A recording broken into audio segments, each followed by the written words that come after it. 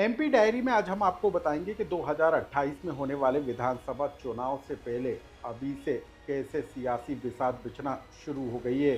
बिसात पर कैसे चालें चलना तेज हो गया है। वो कौन से मुद्दे, वो कौन से समीकरण हैं जिनको साधने के लिए सियासी दलों ने दमखम लगाना शुरू कर दिया है। अंबेडकर की मूर्ति से लेकर संविधान सत्याग्रह तक और लाडली बहना योजना की काट तलाशने को लेकर कैसे राजनीतिक दल चालें चलते हुए नजर आ रहे हैं, इस खबर को आप विस्तार से जान लीजिए।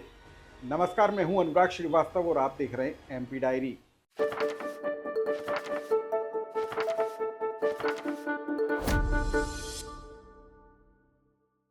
ग्वालियर के हाईकोर्ट खंडपीठ परिसर में अंबेडकर की मूर्ति लगाए जाने को लेकर कांग्रेस का 3 दिन का अभियान आज से शुरू हो गया। इसके तहत कांग्रेसियों ने आज दलित बस्तियों में जाकर सामूहिक भोज और संविधान सत्याग्रह का आयोजन किया, जिसमें कांग्रेस के नेता दलित वोटरों के बीच पहुंचे, दलित बस्तियों में पहुंचे और वहां पर उनको साधने की कोशिश की।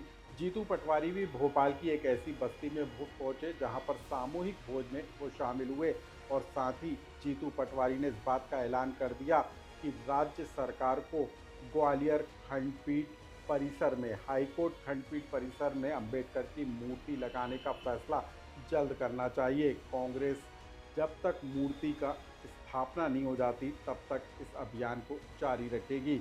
इसी मुद्दे को लेकर बीजेपी ने कांग्रेस पर तीखा हमला बोला। क्या कहा था जीतू पटवारी और प्रदेश सरकार के मंत्री विश्वास सारंग ने, पहले आप उसे सुन लीजिए। और हम संकल्प लेते हैं कल ग्वालियर जाके उपवास पर बैठेंगे, मुख्यमंत्री को मजबूर करेंगे इस बात के लिए कि बाबा साहब का सम्मान अपमान नहीं होने देंगे। उनकी मूर्ति का निर्माण और उनकी मूर्ति की स्थापना दृढ़ संकल्प के साथ कांग्रेस पार्टी करवा के रहेगी। भारतीय जनता पार्टी और नरेंद्र मोदी जी हैं जिन्होंने अंबेडकर साहब को सम्मान भी दिया, उनके प्रति कृतज्ञता भी ज्ञापित की। उनके जन्मस्थली से लेकर उनकी कार्यस्थली को तीर्थ स्थान में तब्दील करने का काम नरेंद्र मोदी जी और भारतीय जनता पार्टी ने किया।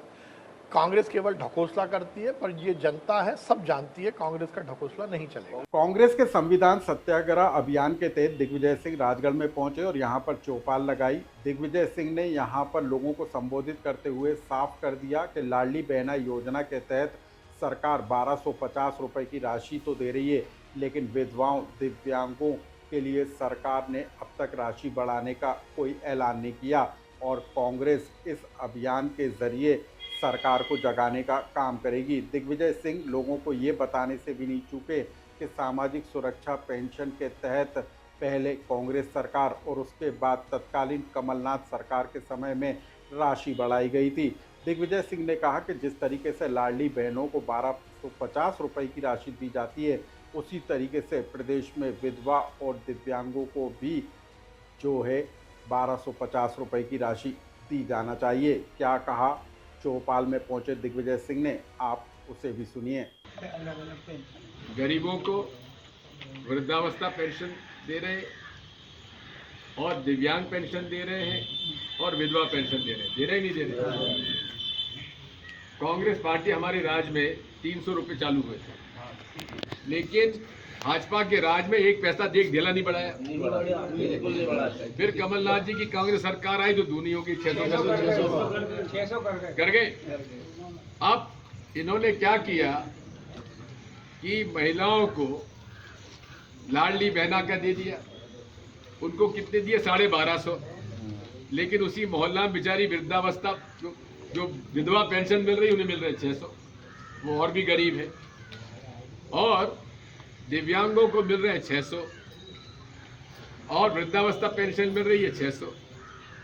उसमें भी मांग 1250 भी पूरा होना चाहिए कि नहीं होना चाहिए? उसकी भी कांग्रेस पार्टी लड़ाई लड़ रही है। दरअसल दिग्विजय सिंह इसके जरिए लाडली बहना योजना की काट तलाशते हुए नजर आ रहे हैं, क्योंकि कांग्रेस को पता है कि 2023 के विधानसभा चुनाव से पहले लाडली बहना योजना बीजेपी के लिए मास्टर स्ट्रोक साबित हुई थी और अब तक कांग्रेस इस बड़ी योजना की कोई काट नहीं तलाश पाई है। और ऐसे में अब दिग्विजय सिंह विधवाओं और दिव्यांगों के जरिए एक बड़ी आबादी को साधने की कोशिश में लगे हुए नजर जरूर आ रहे हैं। दरअसल कभी दलित वोट बैंक कांग्रेस का बड़ा वोट बैंक माना जाता था।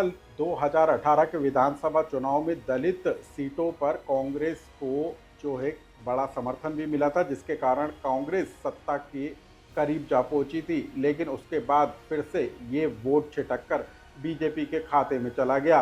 अब कांग्रेस दलित वोटरों को एक बार फिर साधने की कोशिश में है। इधर कांग्रेस दलित वोटरों को साधने में लगी है, तो वहीं दूसरी तरफ बीजेपी आदिवासी वोटरों को साधती हुई नजर आ रही है। मुख्यमंत्री मोहन यादव आज जबलपुर पहुंचे और यहां पर रानी दुर्गावती के 462वें बलिदान दिवस के कार्यक्रम में शामिल हुए। मुख्यमंत्री बड़ा गांव पहुंचे और यहां पर रानी दुर्गावती की प्रतिमा पर माल्यार्पण किया और इस अवसर पर आयोजित कार्यक्रम में शामिल हुए। हम आपको बता दें कि इससे पहले 2023 के विधानसभा चुनाव से पहले प्रधानमंत्री नरेंद्र मोदी यहां पर पहुंचे थे और 52 फीट ऊंची रानी दुर्गावती की प्रतिमा और 100 करोड़ रुपए का स्मारक बनाए जाने की आधारशिला प्रधानमंत्री नरेंद्र मोदी ने रखी थी। आज मुख्यमंत्री मोहन यादव एक बार फिर यहां पर पहुंचे और रानी दुर्गावती के बहाने आदिवासी वोटरों को साधने की कोशिश की। एमपी डायरी से जुड़ी तमाम खबरों के साथ हम आपको उसके पीछे की कहानी बताते हैं, लेकिन आप देश, प्रदेश और दुनिया भर की खबरों को जानने के लिए लोकमत हिंदी पर बने रहिए।